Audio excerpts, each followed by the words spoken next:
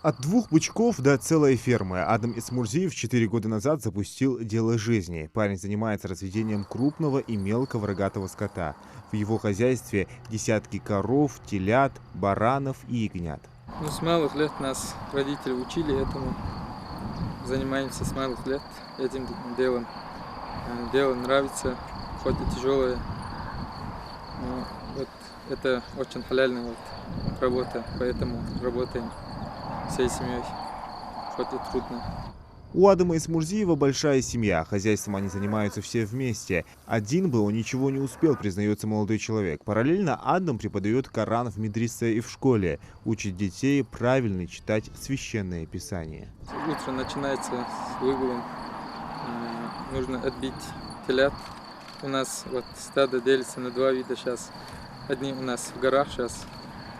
Вот коровы с телятами у нас сейчас дома находятся. Поэтому там один сейчас работает, здесь один работает. Начать собственное дело ему помогло государство. В 2019-м он взял первый грант для начинающих фермеров «Агростартап» в рамках нацпроекта «Поддержка малого и среднего предпринимательства» и индивидуальной предпринимательской инициативы. Так дело и пошло. Еще один грант Адам Исмурзиев взял в 2022 по госпрограмме развития семейных ферм и проектов «Агропрогресс». Очень хорошая поддержка была. За этот грант я купил телят, откормил их, месяц Рамадан продал одних вот с ними ходит, стадо ходит некоторые.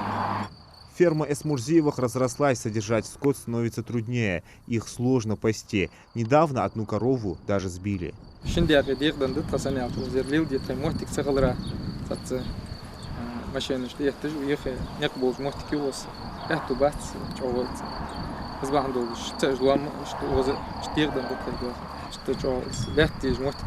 Без поддержки со стороны Минсельхоза содержать и развивать такое хозяйство было бы невозможно, отмечает Адам Эсмурзиев. Сейчас он мечтает получить для разведения скота землю. Так он сможет увеличить поголовье и вместе с тем спокойно пасти крупный рогатый скот. Зелимхан Кылоев, Юсуп Ханиев, Рахман Цуров, Новости 24.